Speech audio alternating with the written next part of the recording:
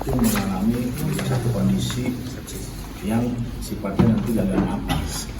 Jadi kalau udah gagal napas itu artinya apa? Tindakan kita untuk mengistirahatkan fungsi napas pasien itu dibilang terlambat. Ya, apa ciri-cirinya misalnya dikatakan dia mengalami gagal napas? Ya, bisa ditandai dengan lab AGD misalkan. Ya, gagal napas ada namanya gagal napas itu gagal napas tipe 1, ada tipe 2. Gagal napas tipe 1 berarti dia hasil AGD-nya itu ya, PaO2-nya itu kurang dari 80. Ya, jadi kalau gagal napas tipe 1 yang lihat adalah proses oksigenasinya ke jaringan. Dia ditandai dengan hasil analisa gas darah PaO2-nya itu di bawah 80 kurang lebih. Ya.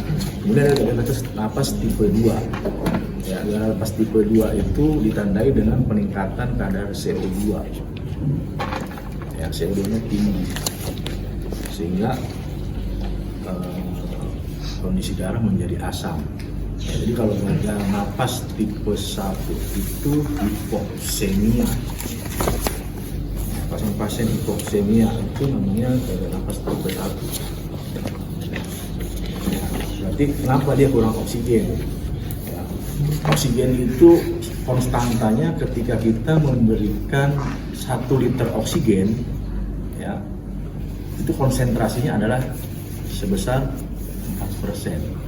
Ya, misalkan kita memberikan artificial airway, ya, bantuan nafas, terapi oksigen, itu ada macam-macamnya. Ada yang menggunakan nasal kanul, ya, kemudian ada simple mask, non-rebreathing dan rebreathing, ya, itu ada konsentrasi yang bisa diberikan. Ya. Ketika kita memberikan nasal kanul, berapa sampai berapa liter? 5 sampai berapa liter kita boleh memberikan nasal kanul? 5 sampai 6. Hah? 6 liter ya. Berapa? Ayo. 8. Ayo. Waktu makan aja dah pokoknya. Ayo berapa? 5. Hah?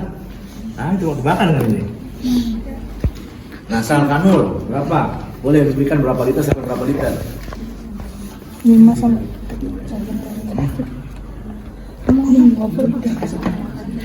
Kata Ica 1 sampai 5, Pak. Hah? Kata Ica 1 sampai 5.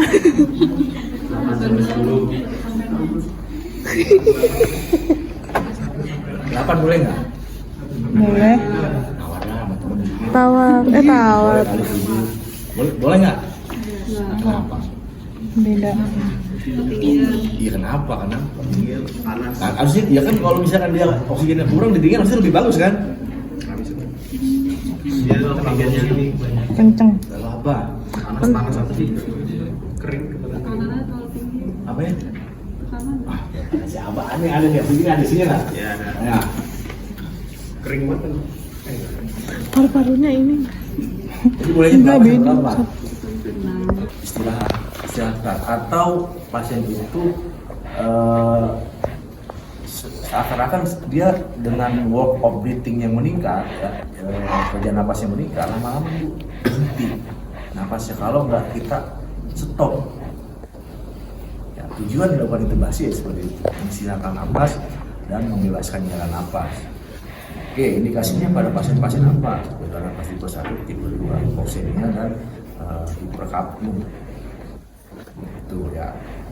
Oke, tindakannya tadi statik wajib yang namanya lagi saya di ICU ya. Statik itu begitu kita melakukan intubasi harus nggak boleh ada ketinggalan sama sekali. Karena ketika proses intubasi berlangsung, kemudian ada ya cukupnya. Jadi dia ini adalah ini bisa kita bersihkan. Kedeketan yang lain jadi video. Apa kalian pakai yang begini? Saya nggak LED, pakai lampu ya. Ada cara masangnya ya. Ini ada handle, ini spool. Jadi cara masangnya gini. Ini dulu, baru ya, ini nyala. Kalau baterainya masih ada, ya. Ini cara pasang TTT-nya ya. Jadi kalau belum kita melakukan tindakan ya jangan di ini dulu, nanti baterai habis, gini aja. Oke.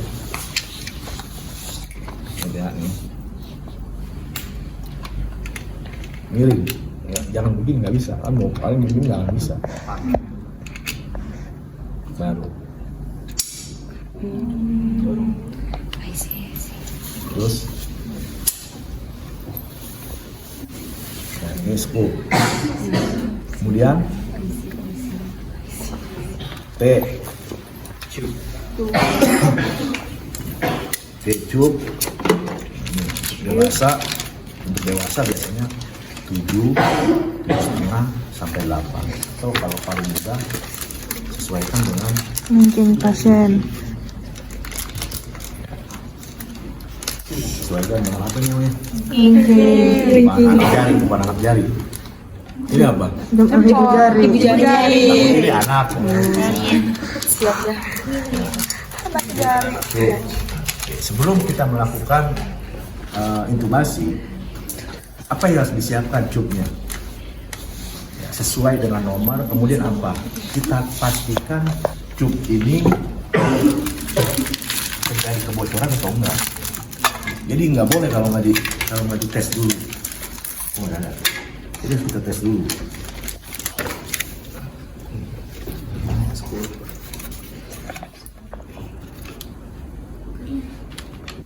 Ya. Boleh dikeluarin, kalau saya sih nggak dikeluarin karena kan masih steril. Kalau untuk kecil ya. Kita pastikan ini nggak boleh, harus ngembang terus. Karena ketika nanti ini masuk di trakea, dia akan mengunci dinding trakea gini. Jadi dia nggak kuat kan. Selain itu difiksasi di atas. Nah, ya selain itu juga apa? Kenapa dia harus ada balonnya? Kalau nggak ada balonnya nanti bocor. Jadi nggak maksimal yang udara yang dikasih. Implos lagi dari sini nih, dari pinggir-pinggir ya. Oke, cuma sebenarnya ada alatnya, nggak boleh pakai ini ya. Ada alatnya untuk mengukur ya, kurang lebih tekanan itu 40 mm Hg. Oke, ini dipastikan dulu ya, harus wajib pokoknya ini.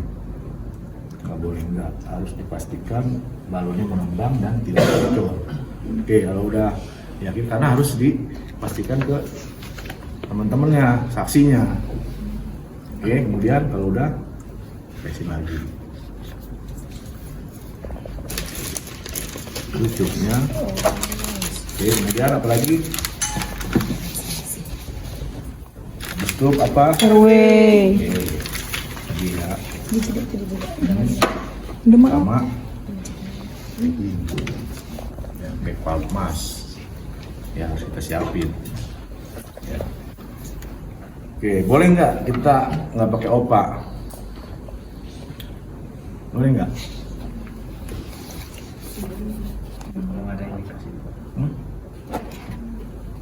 Ayo coba, boleh nggak pakai opa? Kan tadi di statik kan? Iya, Pok. Bisa aja. Boleh nggak, Pok? Kita tanpa menggunakan opa, hanya misalkan back valve mask aja. Kenapa? Karena oksigennya nggak maksimal masuknya. Kan saya ngelihatnya dari dinding dadanya mengembang apa enggak. Kalau dadanya ngembang, masuk nggak? Masuk. Berarti perlu nggak ini? Perlu nggak perlu? Perlu nggak tuh? Perlu nggak perlu? Katanya. Perlu Pak. Hah? Kalau pasien nggak sadar itu, otomatis lidahnya pasti jatuh ke belakang. Mm-mm.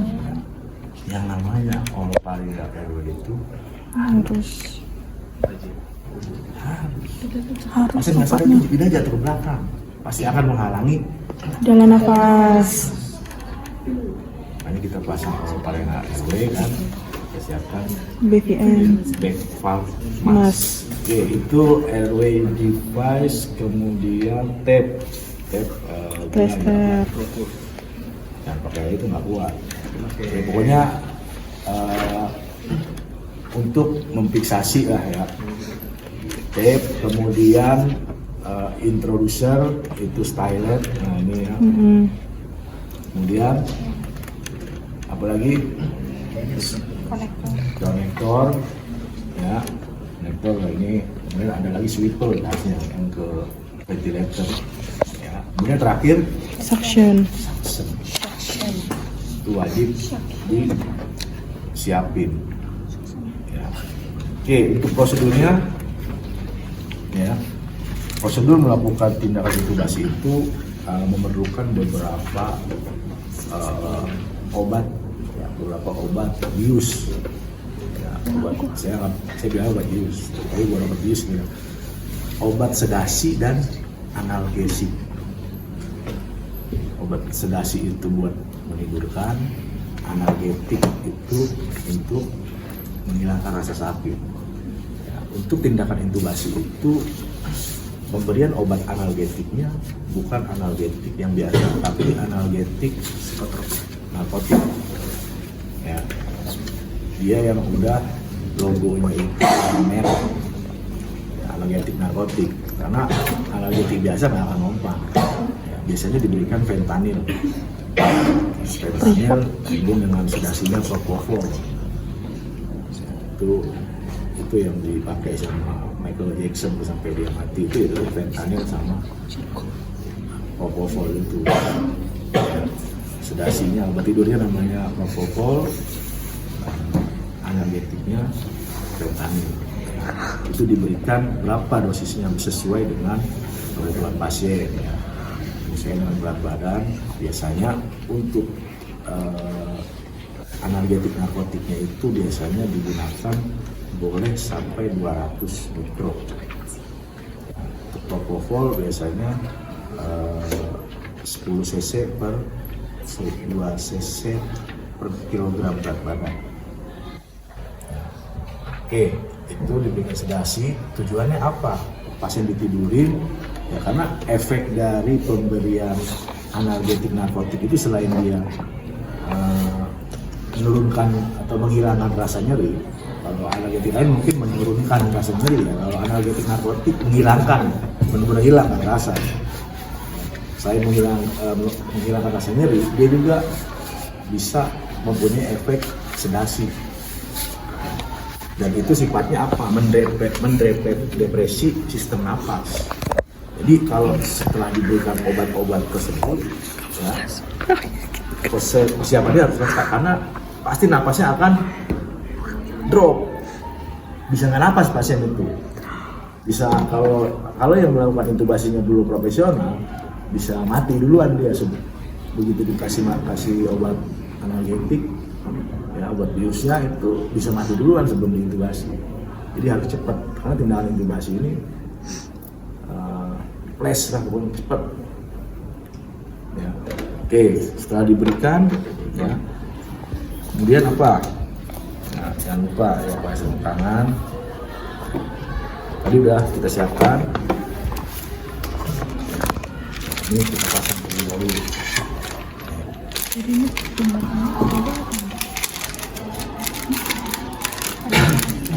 Tadi sudah dicek ya, sudah dicek.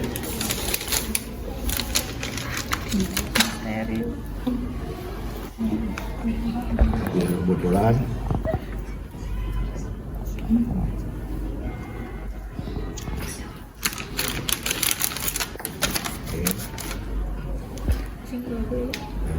kemudian ini biasanya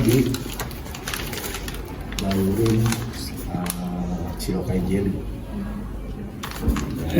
atau silokain spray. Nah, kalau sudah Biarin kan baca. kita siapin paging, kemudian OPA. Ini pasien nggak sadar misalkan ya. Oke, berarti kita pasang OPA. Oke, ini dulu ya posisinya ya. Kalau mau pasang, lalu kita oke. Nah kemudian ini sendiri aja, satu penolong aja ya. Oke. Jadi sebelum melakukan intubasi, kita harus lakukan namanya hiperoksigenasi terlebih dahulu. Apa itu hiperoksigenasi? Oksigenasinya berlebihan. Kita kasih Banyak dia cadangan oksigen. oksigen dulu. Karena ketika intubasi kita akan lepas semua. Ya, hiperoksigenasi terlebih dahulu. Selama berapa lama? Selama 2 menit atau lihat sampai dengan saturasinya. Karena yang kita pantau itu ketika kita melakukan pemberian napas buatan itu, yang kita pantau adalah monitor pasien. Lihat saturasinya. Ya. Kalau udah pakai ventilator enak. Ya. Biasanya sekitar berapa? 2 menit. Ya. Nah, ini yang kita perhatikan sampai apakah ada pengembangan dadanya, ya, untuk memastikan masuk atau tidaknya ya, pemberian napas kita. Oke, setelah 2 menit, ya. Nah, lepas, pasien udah tidur, ya. Pastikan ini udah nyala nih ya. Oke. Masukin. Nah, ketika intubasi, ya, kalau di aslinya itu berat banget tuh. Ini enak. Karena pasien itu kadang ada yang dikasih sedasi itu masih kuat. Jadi ngelawan ya. Itu kesulitannya. Oke, jadi ketika kita melakukan intubasi, kita buka, di situ nanti akan terlihat namanya plika vokalis. Ya, plika vokalis itu apa namanya? Yang bukan, dia itu kalau kita bersuara itu bukan apa namanya? Iya. Kita bisa bersuara itu karena ada itu plika vokalis itu. Dia menutup dan membuka pada saat kita ekspirasi. Gitu ya. Namanya apa istilahnya kalau awam itu saya? Pita suara. Ya, pita suara. Ya. Dia buka tutup kayak pot ayam. Ya, kayak pot ayam. Nanti saya kasih lihat ya gambarnya. Ayam pot ayam gitu. Nah, Ada gitu di dalamnya kelihatan. Jadi bentuknya itu lubang. Ada ini nggak? Kertas. Kertas. Sini saya ini opal ini. Di belakang aja ya. Ya, Nggak apa kan ini? ya ikhlas Pak. Ada 2 ya Pak. Ridho. Roma.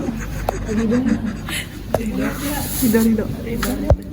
Nah, seperti ini nanti.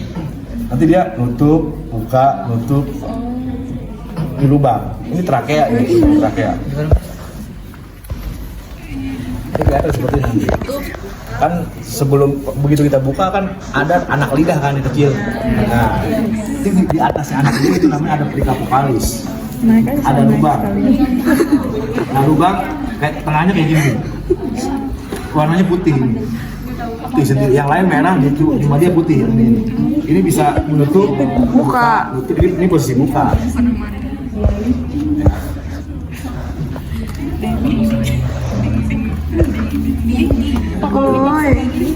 Dingin. Ya itu dia makanya. Tindakan intubasi itu makanya harus dilakukan infusion terlebih dahulu karena akan setiap tindakan pasti ada risiko. Ya. Ya. Yang pertama pasti terjadi bisa perdarahan. Disebabkan karena apa? Perbaikan. Ya. Kemudian Bisikan. apa? Giginya patah. Ya, giginya patah. Itu harus dijelaskan. Ya, tapi kan ini tindakan intubasinya ada tindakan emergency. Mending mati apa mending patah gigi? Patah gigi. Itu pasti nggak jadi masalah apapun itu resikonya. Ya. Yang penting nggak milih. Nah, tuh. Itu cuma dia yang warna putih nih. Ini namanya pelika vokalis. Suara atau kita vokalis. Dia nanti kembang untuk kembang. Nah ini nih. Itu Amanda. Itu. Itu kan dia. Lucu banget lagi kalau kita Ambil minor itu. Kayak ayam jadi nanti cari itu. Dia posisinya itu di atas anak lidah. Ya, jadi kalau udah hebat ya, Mbak. nah ini biasanya kalau intubasi itu ada asistennya. Jadi kalau ini tolong ambil apa? TT-nya. Ambil. Ya, jadi kadang untuk melihat pelika vokalis itu kita operator harus kita modifikasi lehernya nih, posisinya di mana? Karena selalu bergerak. Ya, minta sama asisten. Kalau udah jelas, nggak tahan. Gitu. Tapi kalau udah ya kelihatan enak. Nah, kalau udah kayak gini, nah kalian bisa lihat nih mana yang di belakang saya nih. Nah, Apa tuh yang ya, itu seret-seret? Nurutin aku.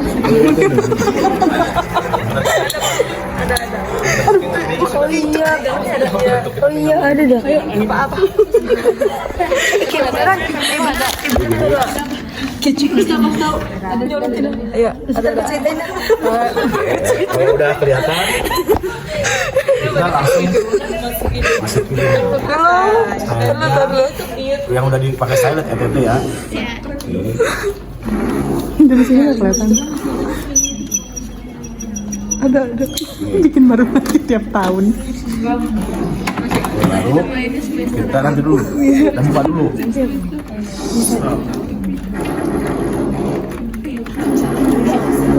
Itu bunyinya kok dari belakang? Apa itu? Oh. Maka menang. Kayak kentut ke Irma. Nah, kalau gitu ketarikan.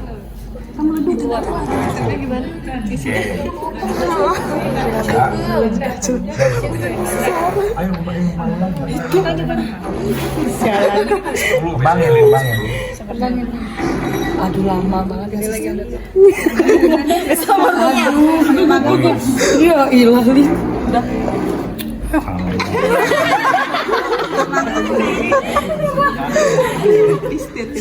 Kalau ngomong ini juga kembung tuh. Kalau ngomong kembung ini juga tuh. Terus jadinya harusnya gimana, Pak? Kalau ngembung dia ini sampainya ikut ngembung. Ini kan itu gitu tuh. Tadi Olin masih Ya. gitu. Harus ikut ngembung juga dianya tuh gitu. Coba kembung kan. Coba. Ini kansinya semuanya ngembung. Alatnya ada namanya pressure cup. Pressure cup. Pressure cup. Kamu cari situ pressure cup. Cari sendiri nih ya. Pressure. Bentuknya kayak pensi. Iya ada. Oh ini. Ininya. Iya ini.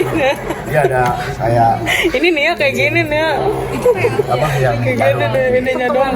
Pressure kalau cup. udah, ya. Kita bagging. Kita bagging, guys. Kemudian stetoskop. Mana stetoskopnya?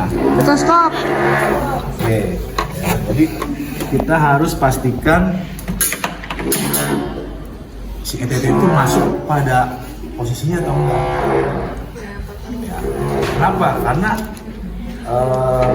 anatomi paru itu yang kanan itu lebih rendah dibanding yang kiri. Ya, jadi kita harus pastikan jangan sampai nanti dia kedalaman atau kurang dalam. Ya, jadi harus kita pastikan bahwa Emang bocah. ETT itu pas berada di pertemuan antara cabang bronkus di atas karina. Ya, namanya percabangan terus kiri kanan itu namanya Karina. Bagus kan ada nama Karina nggak di sini? Alhamdulillah. Itu kalau kita Nggak ada saksen maksudnya. disentuh dia ada rempet batu itu Karina. Gak ada Jadi Karolina. kita pastikan Karina. Oh. gimana kita memastikan dia masuk atau enggak. Ya, Dengerin. kiri kanan ya, kemudian apex ya, dada kiri atas, kiri kanan ya, kemudian apex itu yang paling bawah, sama satu lagi di lambung. Kenapa di lambung? Gelembung. Ya, takutnya masuknya ke kita harus pastikan tidak ada bunyi di situ. Iya. Oke, lalu kita bagging sambil dilakukan fiksasi. Ya, fiksasi di bibir. Ya. Ingat, untuk kedalamannya itu kalau dewasa perempuan itu 19-20, ya, kalau laki-laki 20-21. Ya.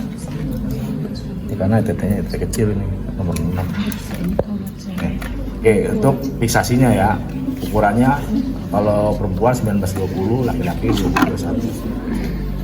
Oke, kemudian boleh dilakukan suction atau jadi suction itu bisa dilakukan sebelum ya intubasi. Misalkan dia kasih lagi.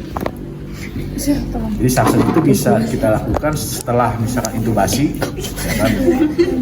Ya ini di sedot.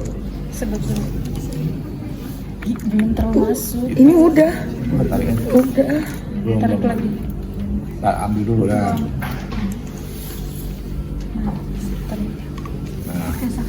Nah.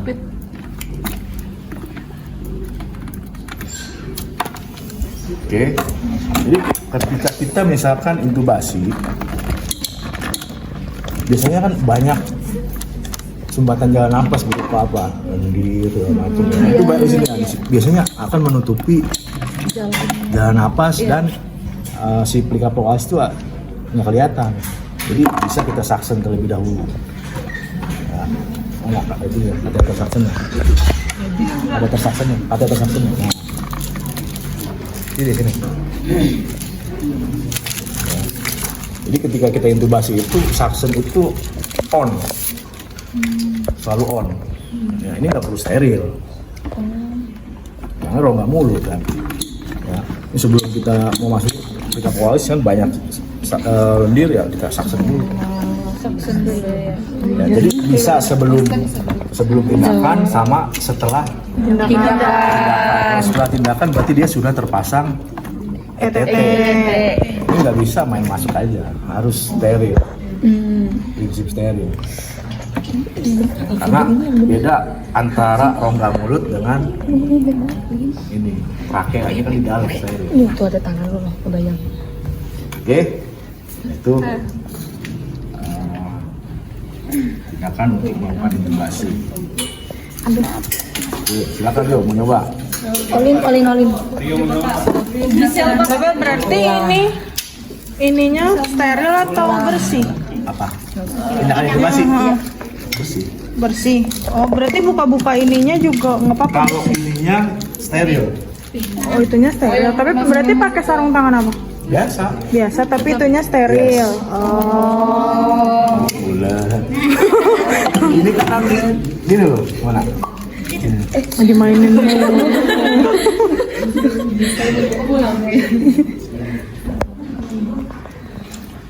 Ini kan posisinya ya, jadi ETT style itu posisinya steril semua. ETT itunya steril. Nah, ini steril semua. Nanti begini posisinya nih. Ini semua tertutup. Terus? Jadi kita cek. Ya, ini belum dibuka, ini misalkan belum dibuka ya. Jadi kita cek. Makanya kalau saya ceknya nggak pernah saya keluarin. Oh, iya. Biar aja dalam. untuk menjaga kesterilan. Jadi kita cuma mau memastikan aja dia bocor atau enggak kan. Oh, ya. Oke, kalau udah nggak bocor, kita kasih lagi. Ini kamu nggak ngecek begini, nggak usah pakai sarung tangan, nggak jadi masalah.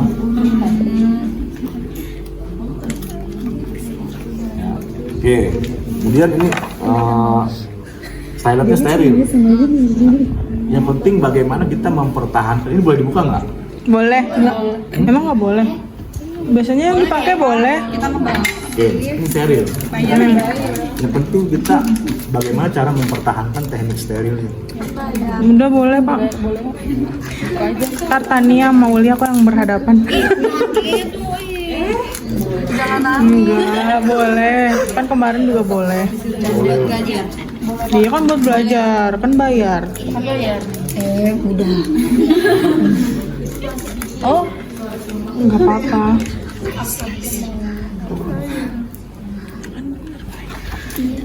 Terus aja sampai depan tuh, nutupin semuanya.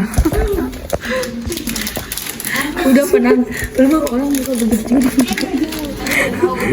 Ini kita mempertahankan teknik sterilnya. Udah pakai mentimpan HP dia. Kayak punya HP-nya ini. Kan biar bener ya. Gue juga belum. Oh, masangnya gitu tuh, nggak dipegang. Gitu, dipegangnya pakai bungkus Kan aja. tetap steril lah. Iya. Jadi posisinya kita posisinya duduk seperti ini. Berarti ntar masukin itunya ke sini juga bersih aja. Sarung Kita tangannya. sarung tangan cukup sarung tangan bersih. Oh. Jadi alatnya aja steril gitu loh. Ininya doang yang steril. Iya, I see. Jadi masukinnya tetap pakai yang bersih. Ah, oke, paham.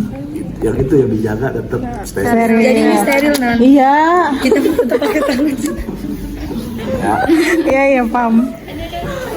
Tapi biasanya kita kalau OSI itu suka ganti sarung tangan gitu Pak. Kalau biasanya gonta-ganti sarung tangan kalau Iya. ada konsep yang steril kita harus ganti ke Steril gitu itu gimana, Pak? Ya boleh. Kalau gini ya, kalau di rumah sakit itu prinsip steril ya atau tidak steril, pasien bersih. Ya. Kalau prinsip steril, yang penting bagaimana perlakuan kita terhadap benda tersebut ya, supaya dia itu tetap Steril. Artinya apa? Tidak terkontaminasi. Ya. Bagi saya ganti sarung tangan atau nggak ganti sarung tangan, yang penting kamu bisa mempertahankan prinsip sterilnya itu seperti apa.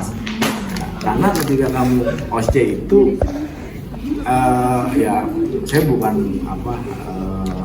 membedakan antara orang lapangan dengan Sekolah dosen di sini. perawatan. Iya. Saya sebutkan dosen sastra perawatan. Ya, jadi karena yang dipegang adalah dia berdasarkan apa ilmu Dipakai di sini di buku. textbook seperti itu ya, tapi kalau di lapangan Beda. yang membedakan itu apa, yang penting bisa mempertahankan teknik Teks. steril. Ya. Ya, terkecuali ya tindakan yang bersifat pasang CPC itu semuanya steril. Itu semuanya steril. Suction pun ada yang bersih, ada yang steril. Ya. Kalau suction melalui ETT steril, prinsipnya steril. Jadi nggak bisa ditawar-tawar. Kalau suction ya beda suction di rongga mulut. Suction rongga mulut itu steril apa enggak? Apa? Cukup Bersih. karena memang areanya area Mulut. kotor. Iya. Wah, mulut kotor. Beda dengan trakea. Trakea itu steril. Iya. Jadi prinsip kita harus Bersteril. caranya bagaimana ya? Caranya bagaimana kamu bisa mempertahankan teknik steril tersebut. Bisa menggunakan dengan handscoon steril boleh. Jadi gonta-ganti handscoon itu ketika misalkan kamu tindakan bersih ke steril baru itu Ganti. harus ganti handscoon. Jadi kalau udah steril ganti lagi steril buat apa? Kan kamu udah steril. Terus mau ganti mau ngapain? Ya, kalau kita udah menggunakan handscoon steril, pertahankan steril kita ini jangan sampai Terkontaminasi.